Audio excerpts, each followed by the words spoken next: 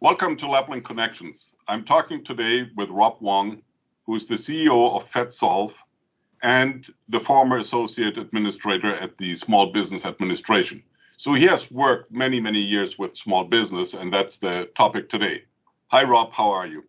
Hi, Thomas. How are you? Thanks for having me today. Thank you very much. Well, I mean, it certainly has been a very difficult year, not only for many business and private people, but especially for small and medium business. I think during the COVID-19 pandemic, small and medium business must have suffered more than any other group in our society. Certainly some industry like transportation, hospitality had big income losses, airlines. But small business companies did not have the same amount of help. No resources from the back, no $1 billion. They got a little bit. How do you see the current development in small business in this challenging time? So that's a great question, and it's something that I've pondered often. I think that initially the entire workforce in general has been shaken to its core with COVID. We literally have stopped as a worldwide economy. If we can't travel, we can't move. If we can't move, we can't transact. And that's kind of on the national and international levels. But more importantly now, we also have governments that have literally shut down the small businesses. It's deprived them of an ability to work. And I think one of the biggest challenges we have for small businesses, my goal when I was with SBA, I actually worked and I influenced and wrote policy for all the United States government contractors. So I'll break my views up into two things. I actually think that the government contractors that had contracts, they didn't suffer as hard as those privately owned companies that don't do business with the government. The sandwich shops, the restaurants, the convenience stores, the things that support our communities are devastated by COVID. And worse, I think, after the first 3 months because of public health concerns, and I think we did the best we could with the information we had. We took an approach at 3 months to shut everything down. But I think originally that idea was to keep us closed for maybe a month or two until COVID passed. Right. And then if you see the genesis of this, SBA's main participation in that was the PPP program. Now, to be clear, I was with the SBA from 2017 until the beginning of 2020, and I actually left the SBA, left my position, and I came back to private sector in February of 2019. I'm joking, but in a sense, that was the perfect time to leave. The agency's mission suddenly became shifted to the PPP program. And the PPP program, they basically, if you saw with Mr. Trump, you really saw how an entrepreneur deals with a problem. This is a problem that no one had ever seen before in our lifetime. And his initial, learning from the experts, it was like, this is how we're going to drive help to the small businesses. The things I remember before I left was that SBA did a survey, and they said something like 25% of all small businesses to go out of business if we didn't give them some aid. And that was estimating that the aid would be needed for about 2 or 3 months. Then the first iteration of the PPP loan, the media keeps focusing on all the negatives, not the positives. So they said, well, at the rate that SBA's infrastructure works, we're not going to get the help to businesses until the summertime. So Mr. Trump pivoted, from what I understand, and the bottom line was SBA was able to do effectively a volume of 14 years worth of loans, and they got it out within 14 days, right? What could possibly go wrong?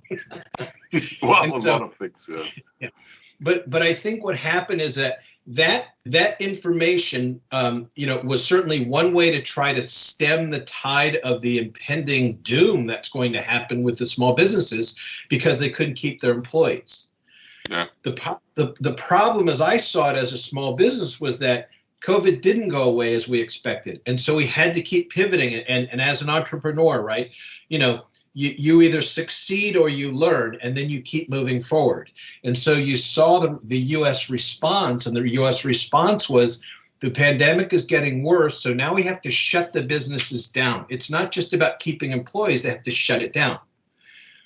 What that meant, in my opinion, and I live in the Washington, D.C. area, but all of our local stores, the ones that rely on our transaction of income to buy things from stores, to buy food, to go to restaurants, to have entertainment, that was prevented by the government. They shut us down. And so what happens, what I see as a small business, is that if you had a traditional small business that was a brick and mortar business, the government has shut you down, and it's the local government that shut you down, but now you have no ability to be in business, right? Yeah. And your rent keeps accruing, right? So the challenge that you have is that, and I'll get to what I think about the future for, now that we've been doing this for a year, but the challenge I saw all along was your rent is increasing, but you've been prevented from transacting business, and people can't go outside, so you're really just sitting there accruing rent. My personal feeling is that if the government was to do anything, they should take a lot of this PPP money and obligate it so that they could talk to the banks and they could talk to the landlords and ask for forbearance there, so that there would be a trickle down so that they could give that benefit to the leaseholders. So the problem that you have now after a year in Washington, D.C., as an example, you might have rents, that might be $100,000 a month. So if the pandemic finally gets under control, and we all wish that, a lot of these brick and mortar stores are coming back to $1 million in back rent. And if you look at the life cycle of a typical restaurant or store owner, they're not getting years ahead by selling meals. They're getting ahead by 2 or 3 months, and that's a great year. So what I potentially foresee, because the economy is still kind of stalled, or it's still it's like a video where you've just stopped it and paused it. The good thing is that the knife is not being pushed further into the heart, but by the same token, it's not being removed. So I think there are plenty of statistics flying around that big business bankruptcy are up 100%, but overall bankruptcies is down.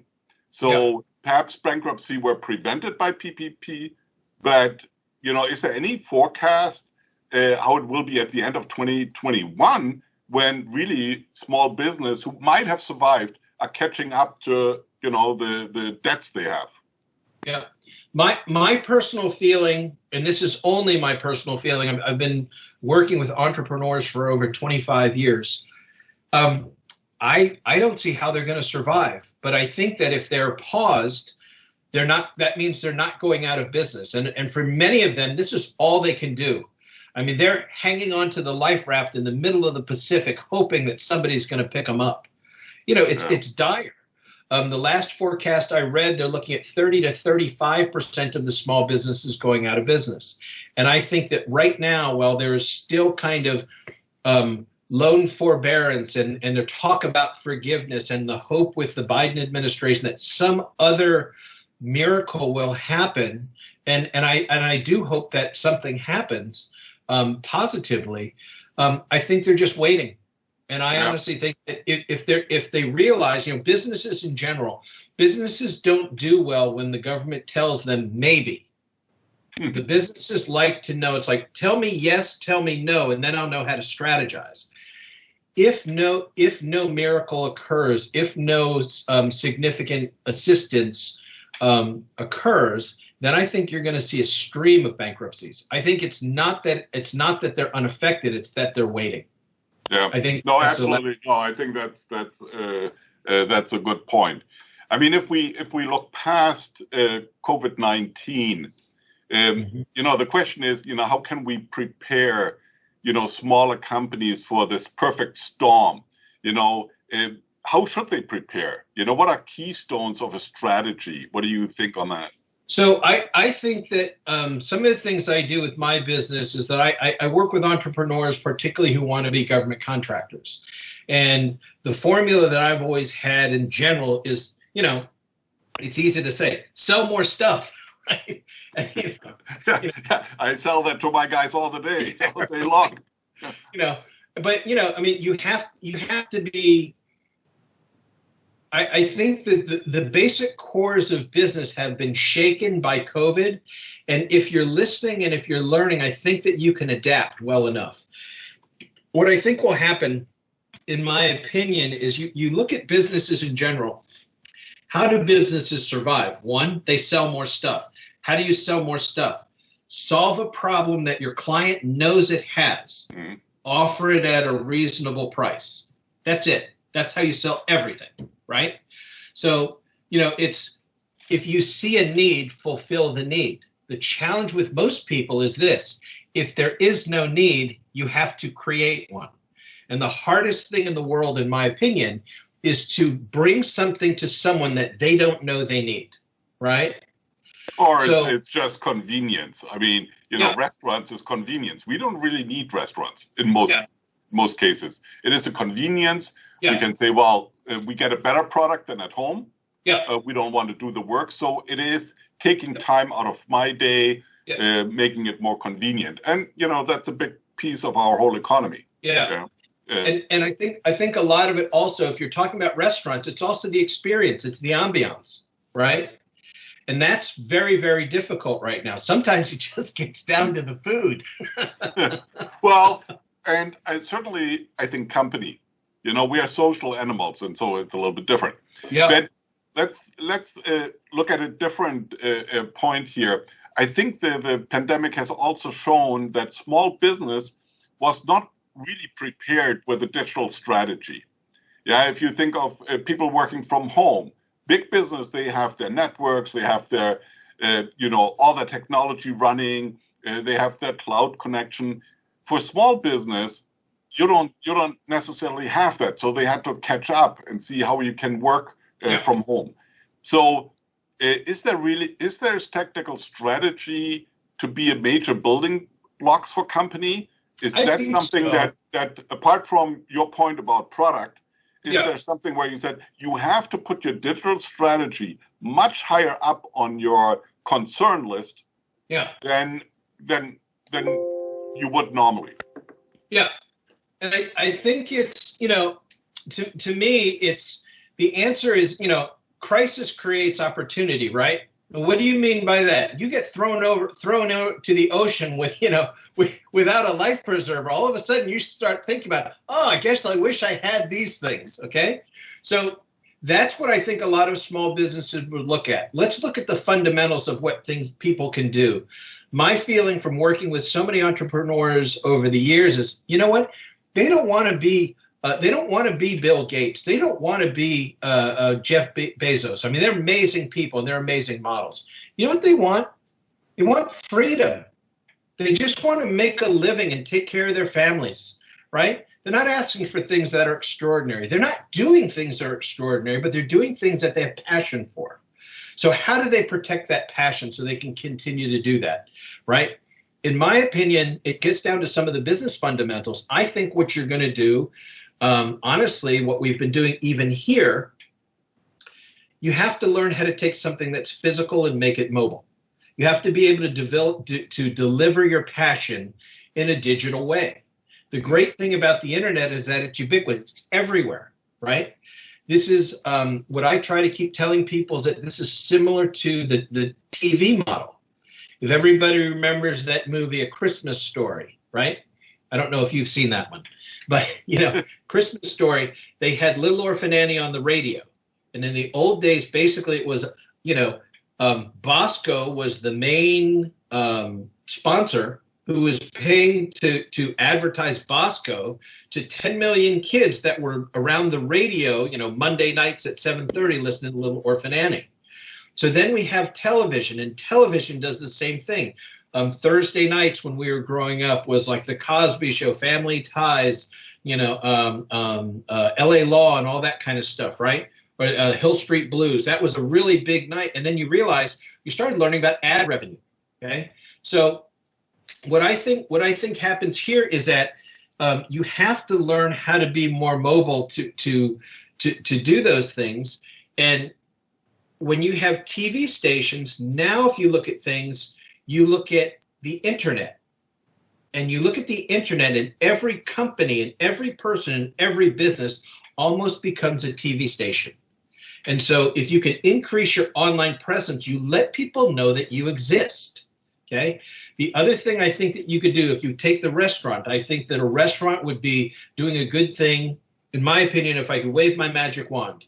The governor in our state and the councilmen in our state would open our business. And I think now, after 1 year, we cannot continue to follow the strategy that we tried at 3 months, because you're literally driving the businesses out of business, and those businesses support the community.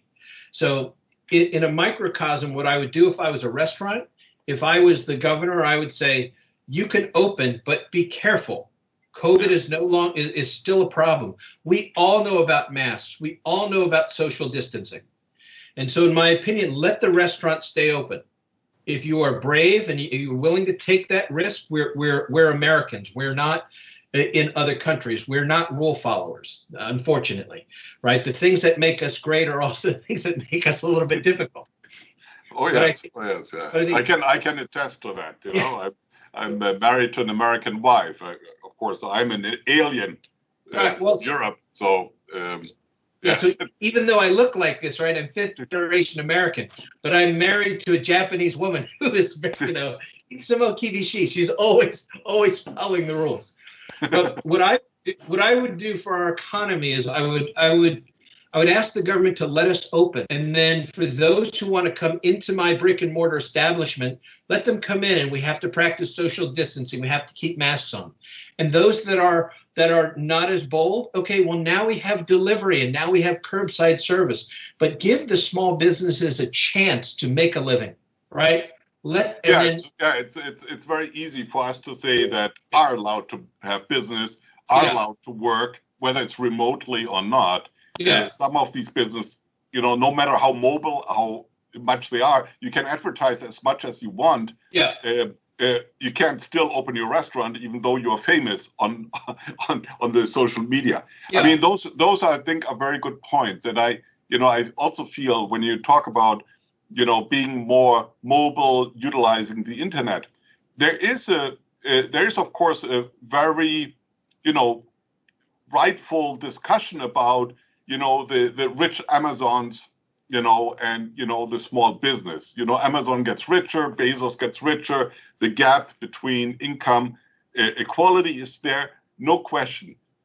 One thing I do have to take a little, a point for Amazon, and that is they're also supporting 50,000 small business that can sell through Amazon. I mean, we are selling through Amazon. Our products get sold through Amazon. And, if I would rely only on retail stores, brick and mortar retail stores that are closed, well, the big ones are open. But, if I would think of perhaps in another industry where you would rely on the smaller business, I need to have partners that are part of this electronic world. And as you say, you have to be mobile. You have to think that as a strategy. Might not fit everybody, but it does fit a lot of people that they have to think about mobility, ways to market, reaching their customers in a more important way than ever before. And it doesn't go away. Yeah, I mean, and it's different. I mean, at the end of the day, what you're talking about is like consolidation. In the IT world, you probably call it shared services, right? The ways that you're going to save money is first way is, we don't need to save money because we sell a bunch of product, okay? McDonald's sells bazillions of hamburgers and stuff like that. They're going to be generally okay, but they have all this big square footage. So what's the other way that a business, if it's not as profitable, how can they save money? They've got to reduce overhead costs, less space, and they've got to reduce, unfortunately, they've got to probably reduce employment, okay? Yeah. And so, you know, what you have to do is, you know, and then there's constant prices, you know, being driven down. So as an example, everybody has a McDonald's, and I'm not promoting them, but everyone has a McDonald's. And if you go by there, at least in a town where it's closed, look at how much square foot is, you know, footage they have for dine-in customers. Well, they've pivoted because now they're a really good model of what to do, because they have drive-through. They've cut down their menus. They've still, you know, McDonald's, you know, in my opinion, is not fine dining, but it's cheap dining, okay, which is perfect for right now. You have even before the pandemic, they were amazing, and look how many elderly people they take care of who are on fixed incomes. And if you wanted to go have breakfast, lunch, and dinner, you could probably, you know, if you wanted to, you probably get by on less than $10 a day. That's a huge niche. And because they have a capability, they also have drive-through. So what I see in the future is something like this. The brick and mortars that hold the fast food places, in my opinion, triple the kitchen size and then make 2 or 3 more stalls for other restaurants. So maybe in theory, if, you know, shared service, you could look at it. You can get McDonald's, you can get pizza, and you can get fried chicken all in the same location. It just depends on what line you go through, right? Right, and you can see that kind of development on highway stops. Yes. You know, you see already, you know, highway stops, yeah. At least in Europe, I see them all the time, where you might have a McDonald's and you have a fish burger kind of thing, yeah. And you have your Italian coffee, all basically on one counter, where they say it's not good enough. You don't need a big restaurant. You need a small restaurant and share. I think those are great points. I mean, we do have to be concerned also on the employees of small business. Sure. If they drop out of the workforce, we have to start probably much earlier with education. Yeah, because losing job because of productivity gain is, you know, has happened for hundreds of years. Yeah. And so basically, we have to retrain, and we have to give much better basic education to children, no matter where they come from, whether rich or poor. Yeah. There should be more education so that they have the ability to move through the society as they seem fit and capable of. So one of the things that I deal with entrepreneurs all the time, and everybody has the same kind of complaint, right? So I could turn it like into a rap. It's like another thing that I talk about. But, you know, entrepreneurs, you know, what's amazing about entrepreneurs is that our country was not built on entrepreneurs, really, right? The American dream when I grew up was basically this: get decent job, you know, get decent grades, and someone will and become decent at something, and someone else will always hire you. And if you take an ordinary job, you can live an extraordinary life. That was the American dream. Yeah. Okay. Mm-hmm. The challenge that I'd say to entrepreneurs now, the things I'm trying to do with my own kid, as an example, is, you know, all the lessons that we've learned. Most of the things, you know, as an entrepreneur, you learn those ad hoc. Nobody formally teaches you that. And so one of my dreams would be is to, at the primary education or you know, or at least maybe even in junior high to high school, if you go to high schools, as an example, if you have, you know, everyone learns ABCs and 1, 2, 3s. They develop language. If you like art, they have art capability. If you like music, you can do that. If you like if you're athletic, you can do that. If you have robotics, you can do that. Well, why don't they teach entrepreneurship? Because then you can empower everyone equally at all places, public school, private school, international, everywhere. Teach them to be their own best resource. Prepare them for this world. That if you can do it for one company, you can do it many times for several companies. You could leverage your own skills, right? I mean, yeah. I think that is certainly one component. I would say another component is learning the trades. Yeah, I mean. Absolutely. We do need the trades, and there should be probably better programs when you enter trade, whether you're an electrician or a plumber, that we will use forever, and they're good paying jobs. Some might say, no, I want to be a banker, but there are others who would be wonderful, happy to work with their hands. I can't work with my hands for anything. Yeah. You know, I can't get a nail in it. I have to rely on the trades and the professionals, and I respect them highly for what they can do. But I think in the United States, you really don't have programs that have trade schools, where, qualification is excelled. And so that makes it very difficult for people just going in there and say, okay, yeah, I'm certified in the state of Washington. I can't work in Oregon because it's state by state for an electrician, for example. And so there are many things we can do to work against inequality. And, that's a major topic, I think, in small business. Yeah. Much less than, in the bigger business who perhaps do more on-the-job training, advancement, sending them back to classes, etc. Yeah. So, I mean, I think that, I have a daughter that's in school. She's wondering what to do. I have nephews and nieces that are figuring out what to do. The thing I've always told them to be is be useful. Try, when we leave our house, I say, try to do two things. My kid has known this ever since she's been 2 years old. Try to be happy, try to be helpful. Okay. And what happens if you learn how to, you don't have to be the smartest person, but you have to be smart enough. You don't have to be the most helpful, but you have to be willing to help. And you know what happens when you combine that with being happy? You're always included, right? The thing that you're talking about, the trades, I absolutely believe if you try to be doing something that's helpful or useful, then the problem with society perhaps is that we don't glorify those useful positions, right? We don't, who do you call in the dark? Okay, it isn't a surgeon, it isn't a lawyer. Okay, it's an electrician. Okay, and you may not like what he does, but you know what? When you're in the dark, he's the cavalry. Oh yeah. I think I think to have more respect from our side, that perhaps lucky of what we have achieved, or we say, oh, we deserved what we achieved, no matter where you stand. I think respect for others, supporting them. And I like the idea of, where can you help and how can you help? Because certainly compassion is something that we need more of, not less of. I mean, we in the United States, we glorify an occupation. What you do is supposed to be who you are. Okay, so my brother was the special one when we grew up. He's an amazingly intelligent person. He did what my dad does. They do some really scientific stuff, and that's great. Ethnically impossible, that gene skipped me. Okay, I'm the friendly one. Okay, and I'm the helpful one. But I think the challenge that you're going to have, though, is that every once in a while you're not going to want to do what you've been designed to do.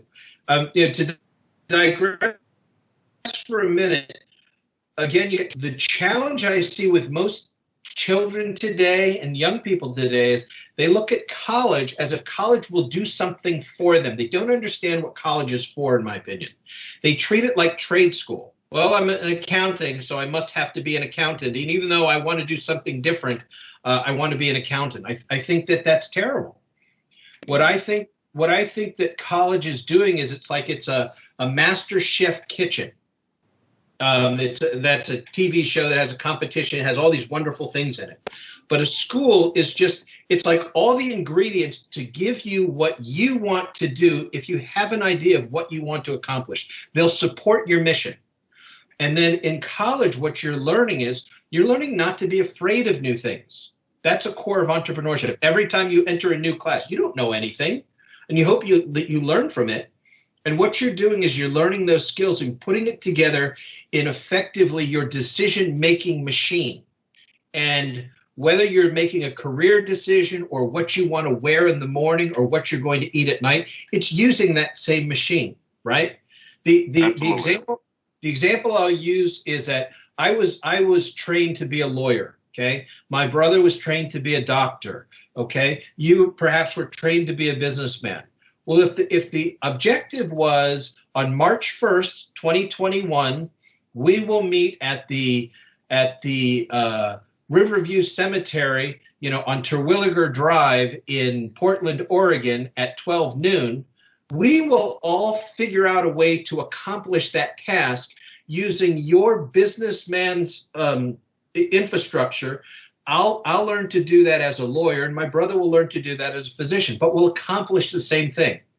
And what people don't realize is that, most of what we do in our professional life, we probably spend such a small part of what we do doing that. But for my case, when I was younger, it was a legal thing. But so when, again, it's I think the short thing is to say is that if we could prepare younger people earlier for what they're supposed to be learning and empowering them and preparing them that, and this is very true, what my daughter learns in the workplace that she's going to inherit after college looks nothing like how I ever learned anything. The way that if she does exactly what I did growing up, she cannot have the same expectation because the world just doesn't work that way anymore. Yeah, and certainly the world has accelerated its change. Yeah. When we look at what happened, over 1900 to 1960, perhaps there was a gradual development. But since the new technical revolution takes it so much faster, we really have to change.